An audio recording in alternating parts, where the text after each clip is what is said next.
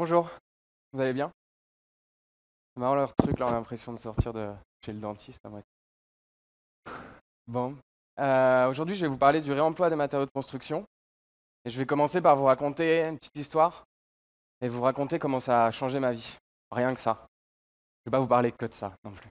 Il faut imaginer que quand on est étudiant à l'école d'architecture aujourd'hui et qu'on se sent un peu concerné par les questions écologiques et environnementales, on peut avoir du mal à se retrouver dans la production architecturale contemporaine. On peut avoir le sentiment que la motivation principale c'est l'économie, qu'il faut imaginer rapidement des bâtiments, les concevoir en dépit parfois de la qualité de vie des futurs habitants, et que la qualité des matériaux qu'on mettra en œuvre, finalement, ça n'a pas beaucoup d'importance. Leur pérennité, des fois, c'est des préoccupations qu'on a quand on est étudiant. On se rend compte que quand on est confronté à la réalité, ça se passe un peu différemment. Alors, moi à l'époque, je me disais, ah bah, il y a l'architecture écologique, ça me permettra de réunir mes convictions environnementales et ma future pratique d'architecte. C'est cette pratique où on a la responsabilité de concevoir les lieux de vie de nos concitoyens, quelque chose d'extraordinaire. Et moi, déjà à l'époque, j'avais le sentiment que ce serait une responsabilité. Et quand on regarde la production, l'architecture écologique, des fois on se dit ah mais finalement c'est ou la technologie la solution. Et personnellement, j'ai jamais été vraiment convaincu que la technologie sauverait l'humanité. Ou alors, parfois c'est que du marketing. En fait, on colle un label sur un bâtiment et ce label il fait confiance et il permet de vendre. Bon, et puis un jour, il a fallu que je trouve un stage dans une agence d'architecture et que j'aille passer 3 mois à me confronter aux difficultés du projet d'architecture, mais le vrai, vous savez, avec des contraintes économiques, des contraintes réglementaires. Et j'étais pas vraiment emballé. J'avais du mal à me dire, tiens, je vais aller dans cette agence-là, je vais y passer 3 mois, ça va être chouette. Et un jour, à une soirée de l'école, je buvais des bières et il y a une autre étudiante qui me dit, ah, en ce moment, je travaille dans une agence, je faisais ça à HMO. Et c'est une petite agence à Paris, ils ne sont pas encore trop connus, mais ils sont super sympas, il y a une super bonne ambiance et ils ont une manière d'aborder le projet qui est, c'est pas comme chez les autres. Et du coup, quelques semaines après, je me retrouve en entretien avec Julien Chopin, qui était là tout à l'heure, et puis qui me parle du projet sur lequel il travaille. C'est une exposition, s'appelle Matière grise, et le sous-titre de l'expo, c'est Matériaux, réemploi, architecture. Et c'est comme ça, au cours de ce stage, que j'ai découvert le sujet du réemploi. Il faut avouer que pour moi, ça a complètement changé ma manière d'aborder l'architecture, le projet d'architecture et ma future responsabilité en tant qu'architecte. Parce que j'ai trouvé dans cette pratique une pratique qui répondait à un grand nombre de mes questionnements. Alors, pourquoi le réemploi des matériaux, c'est une pratique qui est géniale? Eh bien, alors il y a une multitude de raisons à cela, mais la première, c'est que, on va commencer par définir le sujet. Qu'est-ce que c'est en fait le réemploi? Parce qu'on en parle comme ça et on oublie parfois de définir précisément ce que c'est. Le droit en France le fait. C'est l'article L541-1-1 du Code de l'environnement qui définit le réemploi comme toute opération par laquelle des substances, matières ou produits qui ne sont pas des déchets, j'insiste là-dessus, sont utilisés de nouveau pour un usage identique. Alors, je résume. Vous avez une brique qui est démontée dans un bâtiment, elle ne devient pas un déchet, et vous l'utilisez de nouveau pour construire, pour un usage identique, construire un mur, par exemple. Ça présente deux avantages par rapport à d'autres solutions que sont le recyclage ou la réutilisation. La première, c'est de produire moins de déchets. La réutilisation diverge du réemploi en ceci qu'on considère des matériaux qui sont devenus des déchets, et il y a une perte de propriété de la matière, une perte de la qualité de la matière, chose qu'on essaye de préserver avec le réemploi. On essaye aussi de préserver l'histoire, la forme des objets. Et le recyclage, je ne vous en parle même pas parce qu'on sait qu'il y a transformation de la matière, ça nécessite de l'énergie. Avec le réemploi, on essaye d'échapper à ça. Donc voilà, quelques exemples qui font que le réemploi est une chose préférable. Le droit inscrit ça aussi. Hein, il existe à l'échelle européenne, et c'est transcrit dans le droit français, des échelons prioritaires pour le retraitement des déchets. Et en fait, le réemploi figure tout en haut. Pourquoi? Parce qu'il permet d'anticiper la production de déchets. Quand on parle de réemploi, on ne parle pas de déchets, en fait. C'est un abus de langage que de parler de réemploi et de déchets. Et le réemploi appliqué au bâtiment, ça a deux avantages, donc. Le premier, c'est de permettre de réduire le volume des déchets produits par le BTP. L'ADEME dit que 78% des déchets produits par les activités économiques en France, toute activité conventionnelle, c'est le BTP. Imaginez qu'en 2014, l'année de l'Expo Matière Grise, ça faisait 227,5 millions de tonnes de matériaux. Donc voilà, quelques-unes des raisons pour lesquelles le réemploi, c'est génial. Pourquoi le réemploi des matériaux de construction ne part pas de zéro? Alors ça, c'est une chose aussi, des fois, vous parlez sur du réemploi, et puis vous vous retrouvez dans un dîner en ville, vous en parlez comme ça, et les gens vous disent « Ah, mais c'est génial, ton truc, c'est tout nouveau, tu es en train de monter une start-up, en fait. » Alors, comment dire? C'est pas vraiment nouveau. Le réemploi, dans le domaine de la construction, ce sont des pratiques millénaires. On a des exemples qui datent du XVIe siècle, et des exemples plus anciens. Façade sud de la basilique Saint-Marc à Venise, Pilastri Acritani. Ce sont des pilastres qui viennent d'une église du VIe siècle. Et on a aussi des exemples comme ça. Alors déjà, il y a tellement d'exemples qu'on finit par se dire que les pratiques étaient bien instituées.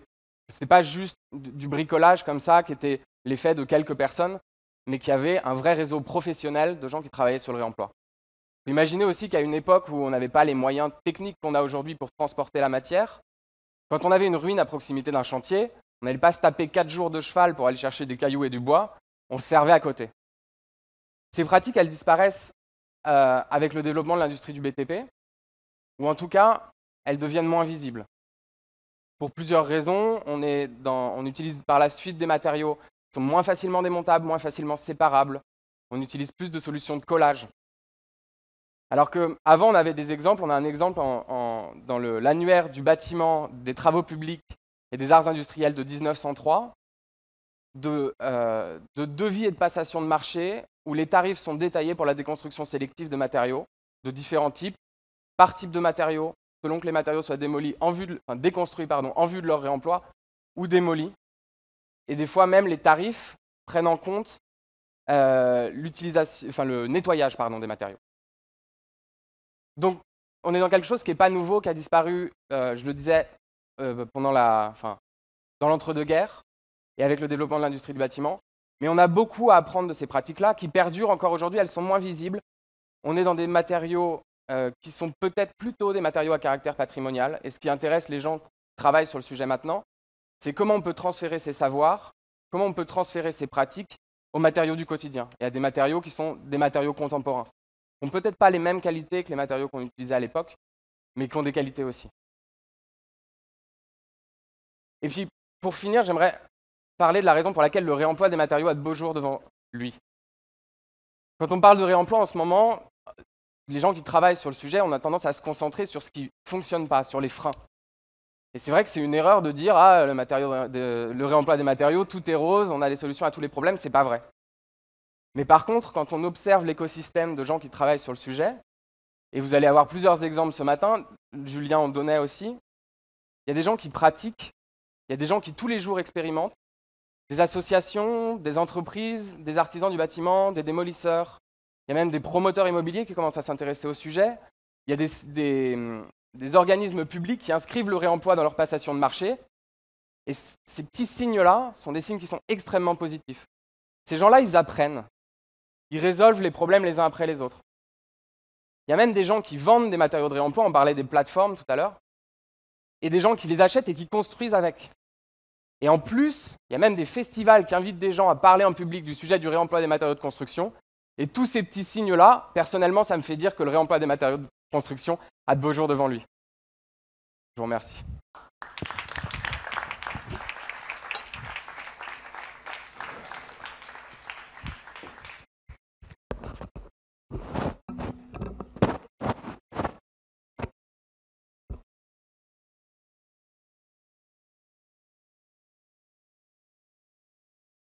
Merci Morgane Moinet. On va maintenant passer à Joanne Boischamp.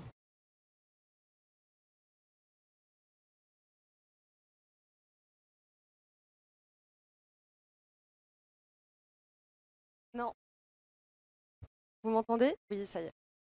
Alors bonjour à tous, moi je vais vous présenter Mineka. Mineka, c'est une association qui a été fondée par des architectes à Lyon et qui a pour but de démocratiser le réemploi dans la construction en sauvant des matériaux de la benne à ordures. Mineka a été fondée suite à plusieurs constats. Le premier qu'on a beaucoup évoqué, c'est que le BTP est le premier émetteur de déchets en France. Sur la métropole de Lyon, la construction, c'est 850 000 tonnes de déchets par an. Et les exutoires ultimes de ces déchets, qui sont l'enfouissement et la valorisation énergétique, sont complètement saturés. Donc nous, on arrive juste à point nommé. Ensuite, pourquoi Mineka a été fondée? C'est suite à mon envie personnelle d'allier mes convictions écologiques avec mon envie d'agir sur mon métier. J'avais envie, donc je suis architecte, j'ai toujours eu de fortes convictions écologiques et j'ai fait l'école d'architecture de Lyon où à l'époque, en 2010, il y avait un master architecture, ambiance et développement durable. Donc les études, c'était génial, on faisait des super projets, on enlevait les routes et puis on faisait des pistes cyclables et on s'éclatait. Et puis après, j'ai commencé à bosser et là, j'ai un peu déchanté, grosse perte de sens, j'avais pas l'impression d'avoir d'impact et puis en plus, j'aimais pas trop bosser en agence, je m'ennuyais et du coup, complètement par hasard, en 2015, je fais ma formation d'habilitation à la maîtrise d'œuvre en mon nom propre, qui en fait me permet aux architectes de s'inscrire à l'ordre et de signer des permis de construire et au final, si on a envie de monter sa boîte. Et pendant cette formation, j'ai fait mon mémoire sur le réemploi de matériaux. J'ai fait pas mal de recherches, j'ai notamment échangé avec Julien Chopin, d'Encore Heureux, mais aussi avec des constructeurs beaucoup plus confidentiels, des personnes qui autoconstruisent leur maison par souci économique, mais aussi par souci écologique. Et j'ai identifié à la fin de mon mémoire que beaucoup de gens voulaient construire avec des matériaux de réemploi, que ce soit des acteurs de la construction, des collectifs, mais aussi beaucoup de particuliers, et que ça restait compliqué parce qu'il n'y avait pas d'endroit où se fournir. Et c'est à partir de là où j'ai décidé, moi-même en tant que conceptrice, je voulais concevoir avec des matériaux de réemploi. Je me suis dit, bah, en fait, ça va être compliqué, donc je vais retourner le problème et je vais créer un petit bout de filière. Je vais essayer de créer un petit bout de filière et c'est comme ça que Mineka est né en septembre 2016. Et concrètement, Mineka, comment ça fonctionne? On va récupérer des matériaux sur les chantiers, uniquement auprès des professionnels. Donc c'est des chantiers de construction, de déconstruction, et aussi de chantiers événementiels, donc des musées, des expos. Comme l'a dit Julien, c'est aussi des gros émetteurs en déchets, l'événementiel, et on les redistribue à prix solidaire à tous les publics, donc les particuliers, mais aussi les professionnels, les artisans et les concepteurs. On a fait une expérimentation d'1 an où on a collecté à peu près 12 tonnes de matériaux. Aujourd'hui, on en est à 15 tonnes. On a commencé dans un tout petit local, pas du tout adapté, en bricolant. Et donc, on a collecté comme ça des matériaux et, avec 20 bénévoles. Et donc, ce qu'on a beaucoup collecté, c'est du second œuvre, parce qu'évidemment, on n'avait pas la place d'aller chercher des grosses choses. Donc, on a dû dire non à plein de gens qui nous ont demandé d'aller collecter des pierres, des briques. Et on leur a dit, ah non, les gars, on ne peut pas trop. Et donc, ça représente, on a voilà, du sol souple, du carrelage, des plaques d'OSB, des plaques de polycarbonate. Et on a identifié des matériaux qui pouvaient être très rapidement réemployables. Et du coup, aujourd'hui, nous, ce qu'on dit, c'est qu'on récupère des matériaux et des produits à fort potentiel de réemploi. C'est-à-dire que demain, s'il y a un partenaire qui vient nous voir et nous dit bon, bah, Mineka, est-ce que vous pouvez venir chercher 400 baignoires ou 400 bidets? Ben, on va lui dire non parce que aujourd'hui, on considère que le bidet, eh ben, c'est un sanitaire qui est tombé en désuétude. Et bien que peut-être on réussira à en redistribuer 10, eh ben, on ne pourra pas redistribuer les 400. Et ces 400 immobiliseront notre stockage et du coup, on perdra de l'argent et on ne pourra pas sauver d'autres matériaux. Donc, on considère qu'on sélectionne vraiment certains matériaux et certains produits.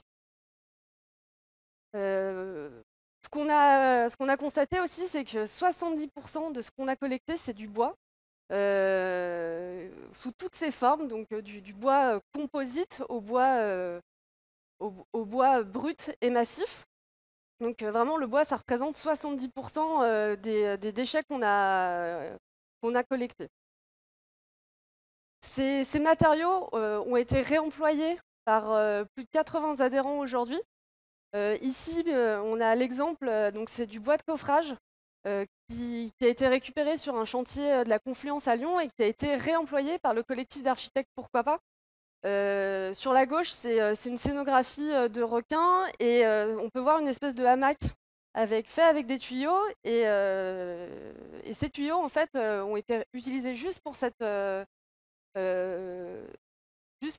événement. Et en fait, ce qu'on a convenu avec le collectif qui à ce moment-là avait pas forcément le budget pour payer ces matériaux, ils ont remis en œuvre les tuyaux et aujourd'hui, ces tuyaux, on va avoir une troisième vie et vont pouvoir être réutilisés. Donc, on continue à les redistribuer après solidaire à nos adhérents pour plus un usage classique qui est de la plomberie.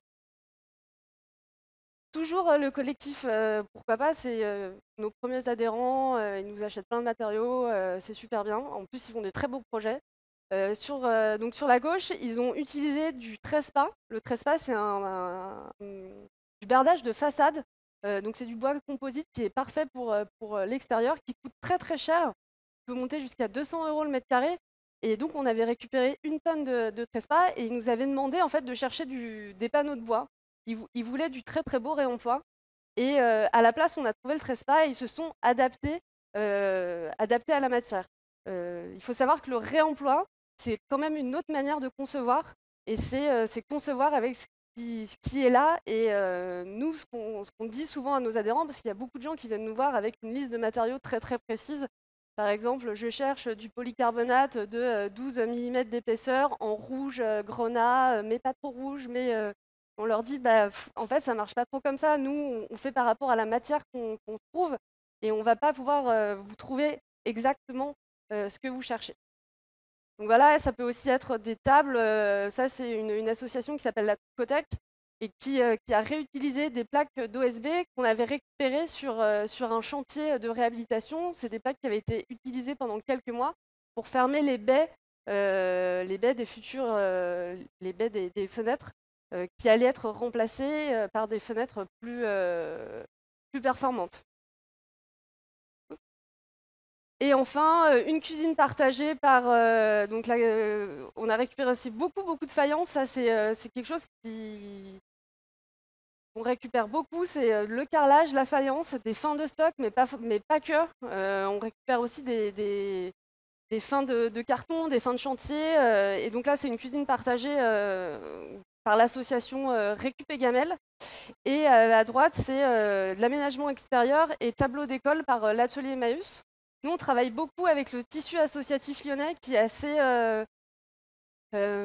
bien, comment dire, il y a un fort tissu associatif autour du réemploi, de la récup et du zéro déchet. Et du coup, on travaille avec tout ce milieu-là qui permet en fait de faire des beaux projets. Et puis, on se sert en gros les uns des autres pour grandir et pour avancer vraiment dans cette société du zéro déchet.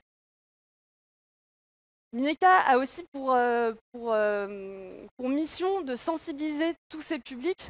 Donc, on sensibilise les enfants avec des conférences. Par exemple, on a fait une conférence qui s'appelait « Comment construire sa maison avec des déchets ?» Et donc, on avait amené plein de déchets et on leur demandait « Est-ce que tu crois qu'on peut fabriquer une maison avec une bouteille en plastique, avec de la terre ?» Et puis, évidemment, ils ont dit non à tout. Et en fait, évidemment, on peut fabriquer des maisons avec toutes ces choses.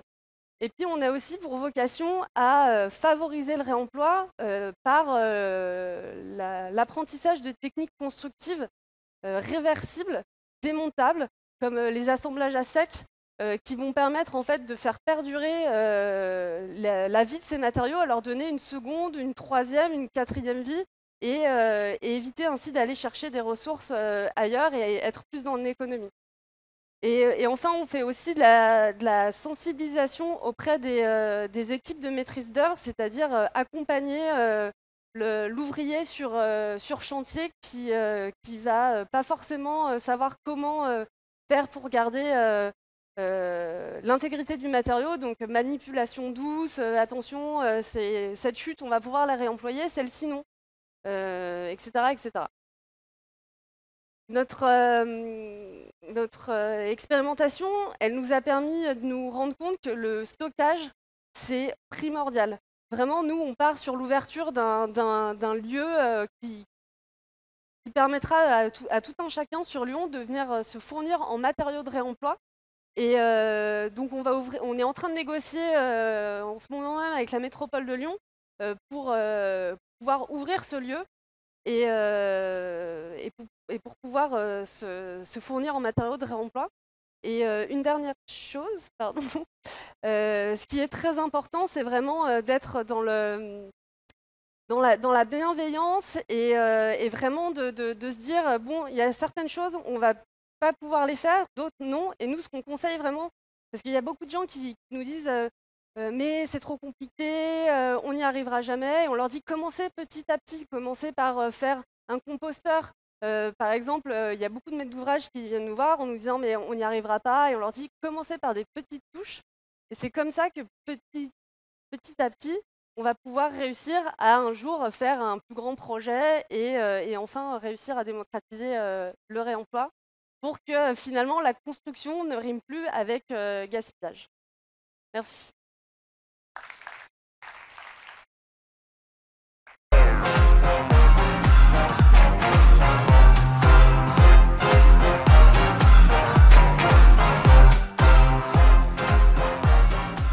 Merci beaucoup. On va accueillir maintenant Kezia Vasconcelos.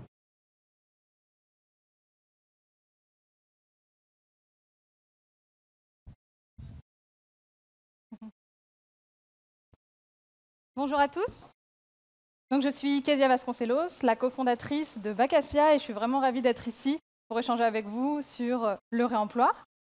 Avant de vous parler de Vacasia et des projets qu'on a réalisés en réemploi, je voudrais rapidement vous parler de l'équipe, de nos valeurs et de notre parcours. Donc moi, je suis de formation ingénieure en BTP. Donc j'ai travaillé sur les chantiers en tant que conductrice de travaux. Et c'est sur chantier que j'ai réalisé la tonne de matériaux qui partaient à la benne sur des chantiers de réhabilitation, alors qu'ils étaient encore en bon état, ou pire que ça, des matériaux neufs. On marche sur la tête. Mon associée Lucie Lamont a fait le même constat. Elle a la particularité d'avoir tenu comme fil rouge la valorisation des déchets. Elle a notamment monté le projet Waste Me Up en Afrique et en Asie, dont l'objectif était de trouver des débouchés pour ces déchets autres que la mer. Et en fait, comme vous le savez, comme Morgane l'a évoqué, le BTP, aujourd'hui, c'est le plus gros producteur de déchets en France, 247 millions de tonnes de déchets par an. C'est 2/3 de la production nationale. Et pour se donner une idée, c'est l'équivalent de 25 000 Tours Eiffel. Donc, on s'est donné vraiment pour mission de stopper ce gaspillage et de réduire la production de déchets de notre planète. Et récemment, il y a Corentin Le Faucheur qui nous a rejoints. Certains ont peut-être entendu parler de lui. Il a remporté le prix junior du Salon de l'immobilier et il a inventé un nouveau métier qui s'appelle le Reuse Manager. Et donc, il est spécialisé dans tout ce qui est corps d'état technique du bâtiment et notamment l'exploitation. Et en fait, on a commencé à recevoir nos premiers appels des chantiers, donc à la fois de détenteurs de matériaux et de l'autre côté, principalement des artisans qui cherchaient des pratiques plus économiques et écologiques. Et pour les mettre en relation, on a créé Vacasia, ex-Bâti-Phénix, Vacasia en référence à l'acacia, symbole de Renaissance. Et Vacasia, c'est la plateforme digitale d'achat et de vente de matériaux de construction de réemploi. C'est principalement des professionnels, donc on a des artisans, des architectes, des aménageurs qui sont mis en relation. Et les produits que l'on retrouve, donc ce ne sont pas des déchets, ce sont des matériaux ou des équipements qui sont exclusivement donc, du second œuvre, qui est non structurel, donc à la fois des corps d'état architecturaux et des corps d'état techniques. Et l'origine de ces matériaux, elle est double. Ils proviennent donc soit de surplus de commandes, comme ce qui a été évoqué, d'excédents en fin de chantier qui sont neufs et qui partent à la benne, soit les 3/4 sont issus de la déconstruction. Et donc on retrouve des menuiseries, des portes, des dalles gravillonnées, des luminaires. Et je vais vous illustrer ça avec un des premiers exemples. Le chantier de la gare Montparnasse, donc, qui était en réhabilitation l'été dernier, La gare Montparnasse, on avait une zone qui allait être entièrement réhabilitée avec des panneaux acoustiques et des luminaires. Et donc le chantier nous a appelés pour qu'on sauve ces matériaux de la poubelle, de la benne, et notamment ces panneaux acoustiques qui étaient suspendus. Donc c'est très simple, ils les ont pris en photo, les ont mis en ligne sur la plateforme, ont entré quelques caractéristiques, ont entré l'adresse de récupération, puisque vraiment l'objectif c'est de privilégier les circuits courts et d'intervenir, de faire participer des filières locales. Et très important, ont entré la date d'enlèvement, la date limite à laquelle le matériau va être déposé et jeté à la benne s'il n'y avait pas de repreneur. Et donc ça a été un de nos premiers défis. On a vraiment l'objectif, ce n'est pas de mettre à disposition des ressources de manière passive, mais c'est vraiment d'animer une communauté, de travailler sur tous les débouchés, de trouver différentes filières. Et on a trouvé donc un repreneur qui les a réemployés. Donc ils étaient suspendus pour en faire des phone box, des aménagements acoustiques. Donc aujourd'hui, ils ornent les murs d'une belle entreprise chargée d'histoire et il est très satisfait.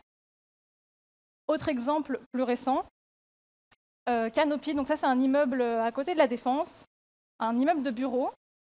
Et en fait, la terrasse, on avait 600 mètres carrés de dalles sur plot, de dalles gravillonnées. On nous a appelés en phase chantier 1 mois avant que ces dalles ne partent à la benne. Et donc c'était assez complexe puisque il y avait des questions de logistique, il y avait 0 stockage, donc il fallait trouver un repreneur qui soit là le jour où on dépose toute cette quantité en bas et qui puisse les récupérer. Et c'est un défi qu'on a relevé. On a trouvé 2 repreneurs, on a divisé donc cette quantité et ils ont été réemployés en région parisienne en dalles sur lit de sable. On travaille également sur toute typologie de bâtiments, donc à la fois des gares, du tertiaire, mais aussi du résidentiel. Nous, on est vraiment fans des logements sociaux. Pour la petite histoire, la première fois qu'on s'est rendu sur un chantier avec Lucille, on nous a appelés donc sur un chantier en plein cœur de Paris, de logements sociaux. Et puis tout le monde nous disait, franchement, qu'est-ce que vous voulez récupérer là-dedans? Des portes. Donc là, en l'occurrence, il y avait tous les halls qui allaient être réhabilités.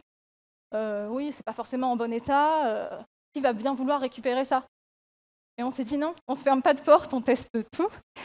Et donc en l'occurrence, on a mis sur la plateforme des batteries de boîtes aux lettres collectives et ces portes de hall vitrées, les halls d'entrée. Et aujourd'hui, on a des demandes tous les jours pour des batteries de boîtes aux lettres. Et les portes, on a également trouvé un repreneur, un artisan, qui les a réemployées dans son atelier.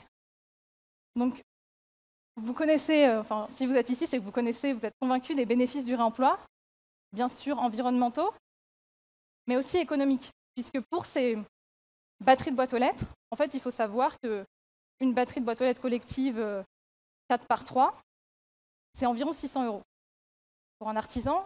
Et nous, l'objectif, c'est vraiment de les sauver de la benne, donc c'est que ce soit à des prix abordables. Et donc, ils sont en moyenne 50 à 70% moins chers, et donc là, en l'occurrence, 200 €, ce qui permet de promouvoir le réemploi. Donc les bénéfices, vous les connaissez. Les freins, on les a un peu développés, mais justement pour ce passage à l'échelle, l'objectif, c'est vraiment de les lever.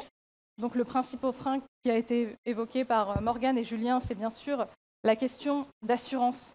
Qui porte la responsabilité de ces matériaux réemployés dits d'occasion, surtout pour des établissements, des bâtiments recevant du public qui sont extrêmement normés. Et justement, Jean-Louis Missica, j'en parlerai tout à l'heure, développe des solutions pour assouplir ces normes. L'assurance, la question de coût. La question de coût est vraiment compétitif par rapport au prix du neuf, si on y ajoute justement tous ces procès-verbaux, ces coûts cachés. Et la question de logistique, de stockage, mais qui est en partie levée par de belles initiatives des ressourceries ou des solutions comme Mineka. Et un des principaux freins qui commence à être levé, c'est la question de la dépose. Le passage de la démolition, comme on disait, on construit avec des matériaux qui ne sont pas totalement démontables, qui sont collés. Donc c'est vraiment de passer d'une démolition pure et dure à une déconstruction sélective. Et donc ces freins sont en train d'être levés.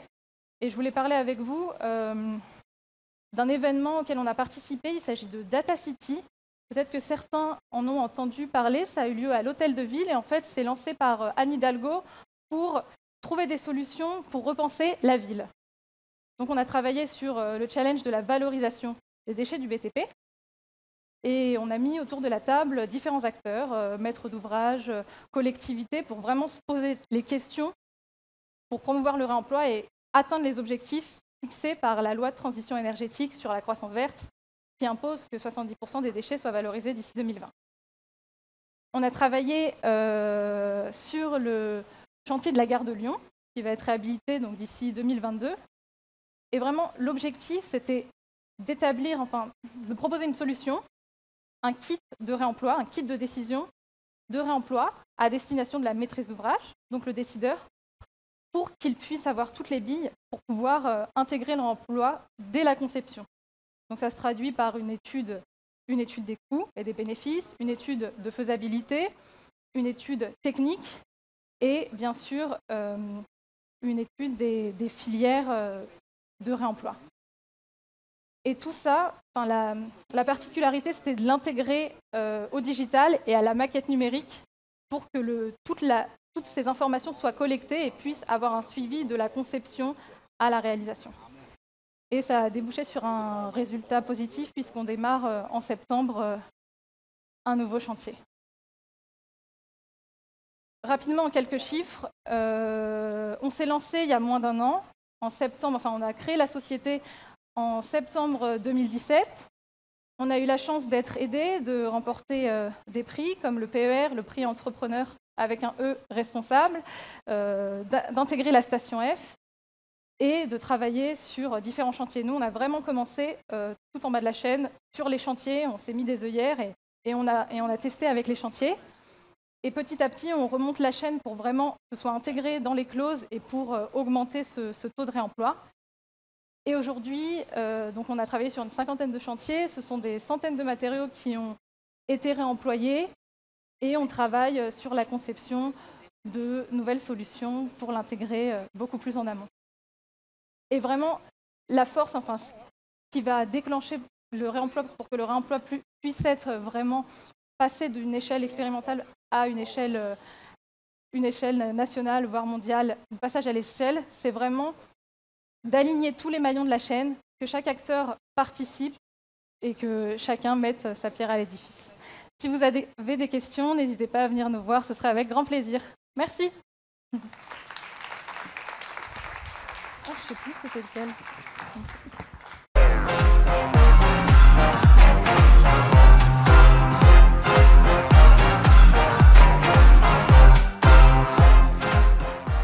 Merci beaucoup. On va maintenant accueillir deux personnes qui vont monter sur scène avec moi par ici. Ce sera Émeric Meunier et Mathieu Paradas Arroyo.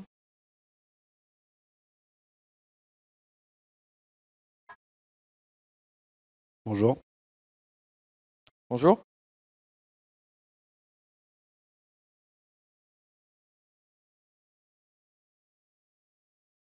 Alors, on a perdu une slide en route, mais bon, c'est pas grave.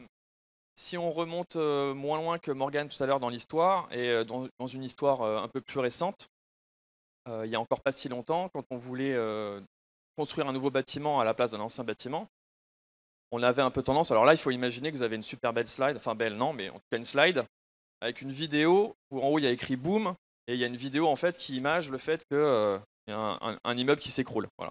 Donc il n'y a encore pas si longtemps, dans le milieu de la construction, ça se passait comme ça. L'idée, c'était un peu radical, hein, effectivement. On avait tendance à faire table rase, à évacuer le bâtiment d'avant et à en construire un tout nouveau, tout beau.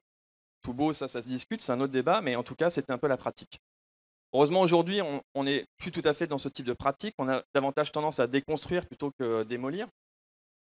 Mais malgré tout, ce qu'on constate, c'est qu'il y a vraiment deux phases bien distinctes. C'est la phase de la déconstruction et ensuite la phase de la construction. Et ce sont les acteurs de ces deux mondes, qui sont très cloisonnés, ne collaborent quasiment jamais et pour ainsi dire même ne discutent jamais ensemble. Alors je vais poursuivre du coup le diptyque de Mathieu qui oppose d'un côté la déconstruction et de l'autre la construction, mais plus à l'échelle des matériaux. En fait, la déconstruction, son but, c'est quoi? C'est de faire jaillir un flux de matériaux qui sont jugés plutôt obsolètes et inutiles, car ce sont devenus des déchets. Du coup, il faut s'en débarrasser au plus vite. Ils sont devenus sales, ils sont pas beaux. On veut les faire partir vite du site. Du coup, au mieux, ils seront recyclés et au pire, ils seront enfouis. Et de l'autre côté, on a plutôt un flux entrant de matériaux qui, eux, sont plutôt tout beaux, tout neufs et qui sont faits souvent sur mesure pour le projet. Et du coup, on va s'apercevoir que la pratique du réemploi crée une sorte de passerelle entre ces deux mondes. Le réemploi, c'est quoi finalement? C'est on va essayer de dévier ce flux sortant de matériaux. Les déchets, finalement, on va essayer de les regarder plutôt comme des ressources. On va dire aux constructeurs, les gars, laissez-nous ça ici. En fait, c'est pas si mal comme matériau. On va essayer d'en faire quelque chose. Et de l'autre côté, on va interpeller les concepteurs, qui sont pas toujours aussi sensibles que Julien Chopin. Et du coup, on va leur dire, regardez, vous avez des matériaux qui sont déjà sur site, qui sont super intéressants, on pourrait les intégrer au projet. Du coup, on a deux flux, un sortant, un entrant, deux mondes qui se regardent mais qui ne se parlent pas trop. Et du coup, le réemploi va être ce lien d'ingénierie qui va permettre d'optimiser le projet d'un point de vue économique et écologique, puisqu'on va tourner un peu sur le robinet du flux sortant, et pareil pour le flux entrant. Heureusement, on n'est plus tout à fait exactement dans la même situation qu'il y a 4 ans quand encore eux faisaient l'exposition Matière Grise au pavillon de l'Arsenal, qui a participé à faire cet éveil de conscience et à faire connaître la pratique du réemploi. On sent bien aujourd'hui que partout dans la société, sur un certain nombre de sujets, il y a quand même une prise de conscience qui émerge sur la nécessité de préserver notre planète. Et si on revient au sujet du réemploi de matériaux de construction, puisque c'est le sujet de ce matin, on sent que c'est un terme qui est de plus en plus cité dans le milieu de la construction. Il y a une prise de conscience et un volontarisme qui est en train de naître sur un certain nombre de maîtres d'ouvrage, de maîtres d'œuvre, et même les majors du BTP aujourd'hui, la plupart s'intéressent au sujet parce qu'ils sentent bien qu'il se passe quelque chose à cet endroit-là. Donc, j'ai oublié ce que je voulais dire. Non, mais juste que en fait, j'arrive pas à faire passer. T'arrives pas à faire passer. On n'a pas été briefé là-dessus.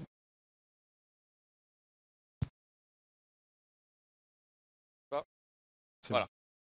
Et malheureusement, quand on a aujourd'hui, quand on a un maître d'ouvrage qui est vraiment motivé, convaincu par le réemploi et qu'il a envie de s'y mettre vraiment, assez rapidement, il peut se retrouver dans cette situation-là. C'est-à-dire la situation de quelqu'un qui se retrouve devant un Rubik's Cube pour la première fois. Et ce qu'on veut imaginer là, c'est à la fois le fait que comment on fait, comment on surpasse la difficulté de traiter un problème qu'on n'a jamais traité auparavant, et aussi comment on fait pour gérer, on en a parlé assez souvent depuis tout à l'heure, un certain nombre de sujets techniques, juridiques et réglementaires qui vont se présenter quand on veut faire du réemploi, et comment on fait pour les surpasser et les traiter. Donc il n'y a pas beaucoup de suspense, vous avez bien compris que c'est à ce moment-là qu'on intervient et qu'on va proposer nos services. Donc Ruse, c'est une société de conseil d'ingénierie en réemploi de matériaux de construction. Pour faire très simple, notre mission, c'est d'accompagner nos clients, donc principalement des maîtres d'ouvrage, donc des promoteurs, des bailleurs, des acteurs publics, pour faire en sorte de rendre possible le réemploi de matériaux de construction sur leurs projets, que ce soit des projets de réhabilitation ou des projets de déconstruction ou reconstruction. Avec Émeric, on a décidé de créer Ruse il y a un peu plus d'1 an maintenant, parce que chacun dans nos parcours précédents, on avait constaté, comme tous les acteurs qui étaient sur scène avant nous, qu'il y avait un gâchis invraisemblable sur les projets auxquels on a été confrontés. Donc moi, je m'appelle Mathieu Paradasario, donc je suis cofondateur de Ruse, et mon expérience précédente, j'étais pendant 9 ans directeur de patrimoine pour un bailleur social de la ville de Paris, et j'ai participé à mettre en œuvre et à réhabiliter globalement au total 2500 logements en région parisienne. Et donc moi, Émeric Meunier, donc à la base plutôt maître d'œuvre, ingénieur structure pendant plus de 10 ans. J'ai souvent eu le rôle d'optimiser la matière dans mes projets. Et en gros, je devais concevoir des structures les plus complexes possibles avec le moins de matière possible. Donc c'était hyper intéressant. Lors de quelques réhabilitations lourdes, j'ai commencé à comprendre qu'il était peut-être plus urgent d'optimiser l'espérance de vie des matériaux qui sont déjà en place, plutôt que de m'occuper d'optimiser la quantité de matière neuve. Donc c'est pour ça que j'ai décidé de m'investir dans la création de Ruse. Donc là, on a présenté Ruse de manière plutôt générale et sur notre positionnement. On va ensuite je vais vous expliquer un petit peu ce qu'on fait plus concrètement, nos actions plus concrètes sur les projets qu'on souhaite mener à chaque fois. Donc la première chose, c'est on va faire un diagnostic ressources des matériaux qui sont sur site. Le but est du coup de révéler le potentiel de réemploi de ces matériaux-là. On va les identifier, on va les recenser, on va analyser leurs performances techniques, on va les mesurer. Le fait d'avoir déjà une petite idée en tête de la solution de réemploi à la base est un plus pour diagnostiquer. On va étudier la dépose fine de ces matériaux. Bien sûr, le modèle économique et le fer de lance. Et du coup, il faut absolument que la solution de réemploi soit viable économiquement pour aller plus loin, pour la développer. On va assister nos collègues concepteurs qui sont des architectes, des bureaux d'études, pour faciliter l'intégration du réemploi dans leur projet. Parfois, on a même recours aux tests en laboratoire sur échantillon pour tester les matériaux d'un point de vue pour leurs propriétés mécaniques. On va aussi être en lien étroit avec les bureaux de contrôle et les organismes certificateurs pour valider la faisabilité technique et réglementaire du projet. Et enfin aussi, on va être aussi sur le volet logistique, bien sûr, avec les plateformes dont Minica, par exemple, et Vacacia. Et ensuite, la dernière action qu'on va faire, c'est finalement suivre les travaux qui sont concernés par le réemploi sur le chantier.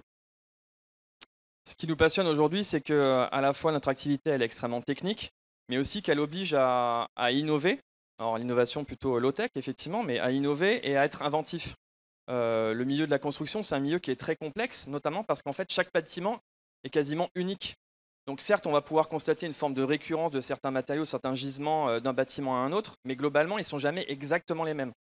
Rares sont vraiment les matériaux qui sont extrêmement standardisés et dont il n'existe que 2-3 références qu'on va systématiquement retrouver dans un projet ou un autre.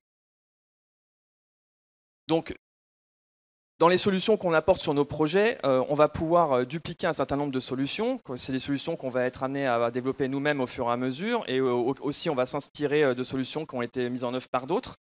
Mais systématiquement, on va se retrouver face à des matériaux qu'on n'a jamais eu à traiter auparavant et auxquels il va falloir trouver une solution de sortie. Des fois, c'est des matériaux complètement inédits et qui sont presque de l'ordre du prototype. Pour imager le propos, alors on n'a pas de photo. Bon. Pour imager presque le propos, on était censé vous montrer une structure. Alors, il faut imaginer une structure métallique tridimensionnelle, 3 dimensions, métallique, qui a été mise en œuvre sur l'université de Lyon 2 en 1970. Et en fait, ça fonctionnait un petit peu comme un mécano. L'idée, c'était qu'il fallait qu'ils construisent cette faculté, c'était 50 000 mètres carrés de faculté en moins de 2 ans. Donc, ils ont développé un process de structure qui se montait comme ça, qui fait je ne sais plus les dimensions, tu les rappelleras, mais qui se montait très facilement et qui servait à faire les planchers et les toitures de cette future faculté. Et pour la petite histoire, en fait, ce module tridimensionnel, il a été développé, c'est inspiré du système Petrov et développé en partenariat avec Jean Prouvé. Donc vous imaginez bien que confronté à ce gisement, on n'a qu'une envie, et on est encore plus motivé que d'habitude pour faire en sorte que ce matériau, cet élément constructif, soit réemployé sur le projet qui vient derrière. Et donc du coup, dans un schéma assez classique, on aurait tendance soit à conserver ce matériau qui est patrimonial et historique, soit, si le projet ne le permet pas, de le déposer et puis de l'envoyer à la poubelle. Nous, Ruse, on va essayer d'être dans l'entre-deux, en fait. On va proposer à notre client peut-être de déposer ce matériau qui n'est pas adapté au projet, mais on va le garder sur site. Donc on va essayer de le remettre dans une autre configuration qui est plus propice au projet. Comme Mathieu l'a dit tout à l'heure, c'est des modules qui sont très, très, très facilement en fait, déboulonnables. Il suffit d'enlever juste 4 vis par module. On peut les empiler, on peut en faire un mur, on peut les réemployer comme plancher. Il suffira juste de faire les tests adéquats pour analyser leur résistance et leur capacité portante, ce que je sais faire assez facilement. Et ensuite, on peut imaginer aussi de faire du mobilier urbain, enfin plein de trucs avec. Voilà. Et on avait aussi un autre exemple qui était un peu plus courant. Il s'agit d'une façade en pierre agrafée, donc en dalle de pierre agrafée. Il y a 7000 m², donc sur un projet à Levallois. On n'a pas envie que ces dalles terminent à la benne, donc on va tout faire pour essayer d'en dévoyer une partie, d'en maintenir une partie sur site. Et une des pistes possibles serait de les réutiliser comme revêtement de sol noble. Donc il faudra juste faire aussi des tests au niveau de la glissance de ces dalles, peut-être des tests sur le poinçonnement, etc. Mais voilà. Donc l'idée, c'est vraiment d'essayer de trouver une issue à chaque fois à ces matériaux qui sont nobles et qu'on a envie de garder. Simplement pour conclure, on sent bien qu'aujourd'hui, un certain nombre d'acteurs ont pris le pas de certains qui ont donné l'exemple. Et nous, on s'inscrit pleinement là-dedans, on essaie d'apporter notre pierre à l'édifice. Et il faut continuer évidemment à faire de la pédagogie comme ici, et puis à multiplier les initiatives, à ce qu'il y ait le plus d'acteurs possible qui s'emparent du sujet, et à surtout partager ces initiatives. Merci beaucoup.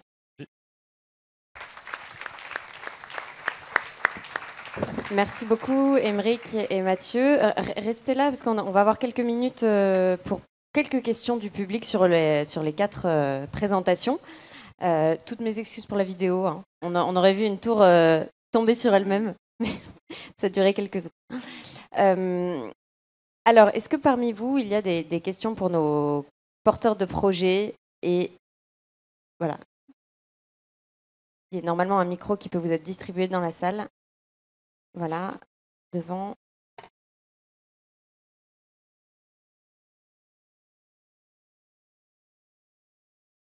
Bonjour, merci beaucoup pour la présentation de vos projets hyper intéressants. Je suis journaliste dans le BTP, donc c'est super, ça me donne plein d'idées.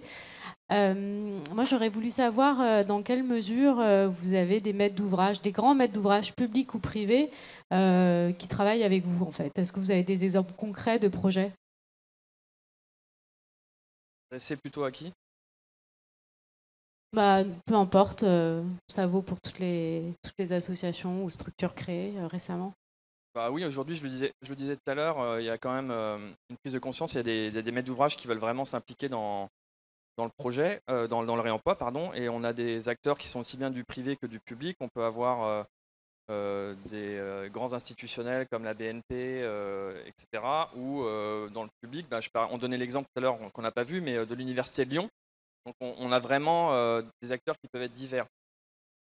Avec Ruse, on travaille aujourd'hui plutôt sur des projets qui sont relativement importants parce que du coup, l'impact de nos actions est quand même plus facilement valorisable et puis surtout, on peut bénéficier de l'expérience de l'un et des autres de nos parcours précédents sur ce type de projet-là.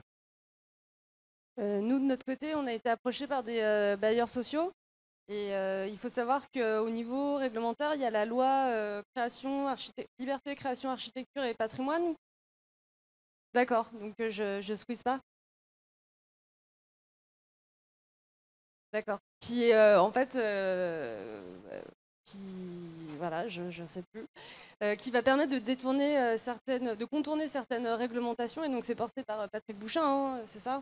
Permis de faire, le permis d'innover. Et du coup, pour certains projets, donc c'est des projets de logements sociaux et des projets de bâtiments publics. Donc les bailleurs sociaux sont très intéressés par la démarche du réemploi. Et également quelques collectivités sur Lyon, notamment la mairie de Villeurbanne.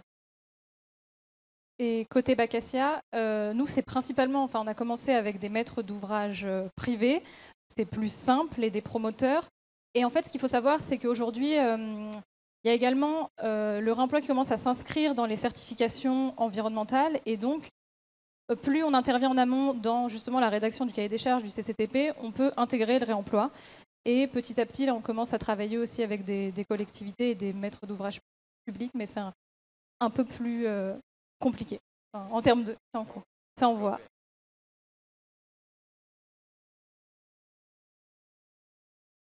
Moi, je tiens à remercier du coup Zero Waste pour ces 2 interventions par rapport au bâtiment, parce que je travaille dans une collectivité.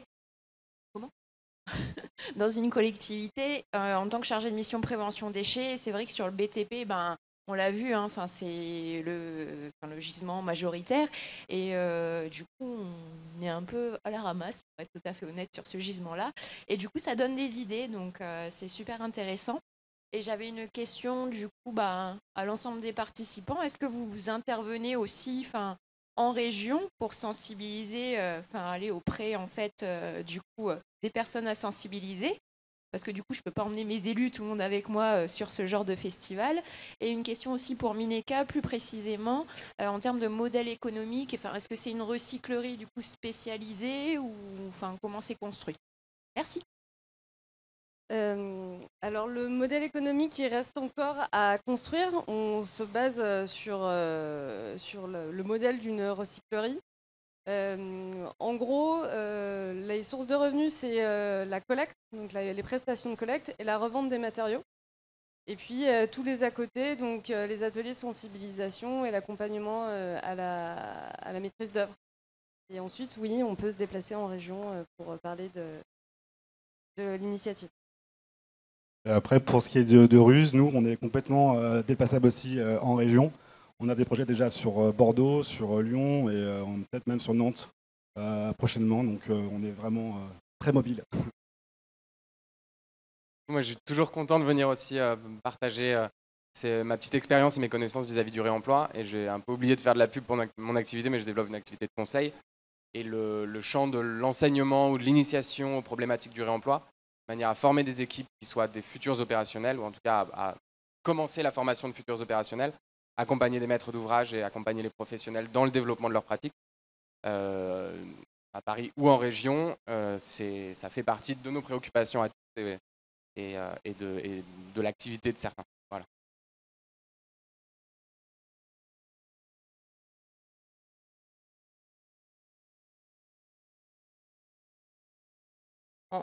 On va peut-être, dans ce cas-là, s'il y avait plusieurs questions, on va les grouper pour faire une réponse collective ensuite et passer à notre dernière session. Bonjour. Moi, j'avais une question concernant les freins que vous pouvez rencontrer, notamment, j'en ai entendu parler tout à l'heure, au niveau des assurances et du contrôle technique de la construction et des organismes certificateurs.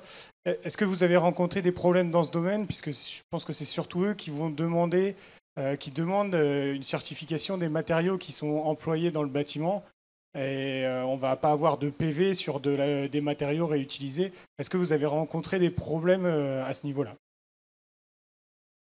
On va surtout essayer de les contourner en fait. Il y avait d'autres questions juste à côté, je crois. Bon, je ne vais pas être très en rapport, mais moi je travaille pour une société d'ingénierie et on travaille notamment pour la Société du Grand Paris. Et on a créé un outil pour les aider à enlever leurs déblais. Donc ils ont énormément de déblais du fait de creuser des gros tunneliers pour créer les nouvelles lignes. Et j'aimerais bien proposer une offre qu'on pourrait porter pour aider au réemploi de tous ces matériaux. Et je voulais savoir dans quelle mesure vous, sur toute votre chaîne logistique, sur tout ce que vous faites pour le réemploi, est-ce que il y a des points aujourd'hui où vous avez encore de la difficulté, je ne sais pas, au niveau de la logistique ou des outils, parce que moi, c'est un peu monter une nouvelle offre from scratch et je voudrais savoir s'il y a des choses sur lesquelles vous auriez des besoins actuellement. Bonjour, juste du coup, moi, une petite question. Il y avait l'exemple de la boîte aux lettres là, qui était réutilisée. C'est-à-dire que la personne elle réutilise la boîte aux lettres, mais elle la repeint après. C'est des choses comme ça. À chaque fois, il faut quand même on va dire réparer un petit peu. Et deuxième question, vous avez parlé surtout du second œuvre. Mais est-ce que vous faites un peu de réhabilitation vraiment du gros œuvre ou pas? Voilà. Moi, je peux répondre à la question de la réglementation. Nous, notre but, c'est d'essayer de la contourner, en fait. On va essayer d'être sur des matériaux qui sont plutôt low-tech, plutôt inertes. Donc, d'ailleurs, je vais répondre aussi à la question. Dans la question, on est du coup plutôt sur le gros œuvre et sur les matériaux d'enveloppe de façade. Et pas trop performants, en fait. Donc, c'est des matériaux qui sont assez simples à justifier techniquement. On ne sera pas sur un objet qui est très technique, quoi. Voilà. Je ne sais pas si... Une des questions clés de l'assurance de la responsabilité, en fait, quand on vend un matériau de réemploi, vous dites voilà. Voilà. Quand on vend un matériau de réemploi, a priori, il y a deux phases qui sont critiques. La première, c'est la phase de vente, où il y a cession de propriété du matériau entre le propriétaire initial et le nouveau propriétaire. Et ça, les plateformes, a priori, ont bien résolu le problème et ont des conditions générales de vente qui permettent de vendre ces matériaux dans un cadre légal qui est maîtrisé, de la même manière qu'on vendrait d'autres types de matériaux ou de produits d'occasion. Donc ça, c'est une première problématique qui, je pense, a été résolue de manière assez courante, on va dire, et par un certain nombre d'acteurs, dont Vacassia fait partie. Et la deuxième problématique, c'est la question de la responsabilité de là ou des personnes qui vont les remettre en œuvre. Et là, c'est la problématique de l'assurance décennale. Entre autres, il y en a d'autres, mais le noyau dur, c'est sûrement ça. Il y a des expérimentations en vue de pouvoir réassurer les matériaux de réemploi en décennale. On attend tous une évolution du droit pour favoriser ce genre de pratique. Et on a quelques exemples rarissimes où, et en tout cas, on sait que d'un point de vue purement théorique, il est possible, si un bureau de contrôle certifie que les matériaux répondent aux normes qui sont nécessaires à l'obtention de la décennale, d'un point de vue théorique, il n'est pas impossible qu'un assureur accepte d'assurer de nouveau ces matériaux en décennale. Donc on est sur des questions complexes qui nécessitent de travailler avec des assureurs, avec des juristes et avec les professionnels. Mais disons qu'on a un ensemble de pistes pour pouvoir lever ces freins. Et que je pense que ça avance dans le bon sens. En fait, souvent, c'est plutôt avoir un bon raisonnement scientifique pour amener le bureau de contrôle à ce qui valide finalement notre projet. Alors souvent, ça passe par des tests, des ATEX, par des tests en laboratoire, etc. Mais voilà, il faut juste être en lien étroit avec le bureau de contrôle pour arriver à nos fins.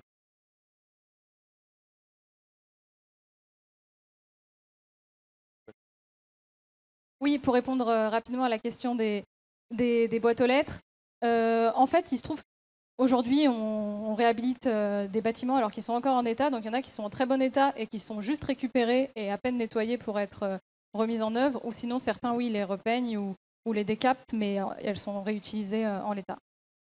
Un dernier mot, Morgane en parlait tout à l'heure, c'est qu'aujourd'hui, il y a tout un tas d'acteurs qui existent déjà sur le marché, qui ne sont pas forcément très connus, mais il y a des gens qui collectent des matériaux, qui les retransforment et qui sont capables d'apporter une garantie sur ces matériaux une fois qu'ils les ont remis en état.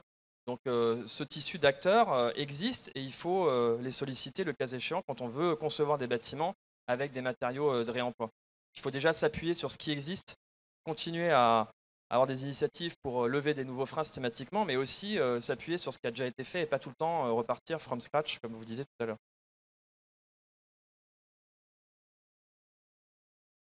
Je vous remercie tous les cinq, 4 projets, mais 5 porteurs de projets, d'avoir été parmi nous. Je pense que si vous avez d'autres questions, la discussion peut bien sûr se poursuivre sur les espaces extérieurs. Merci encore et bonne suite de festival.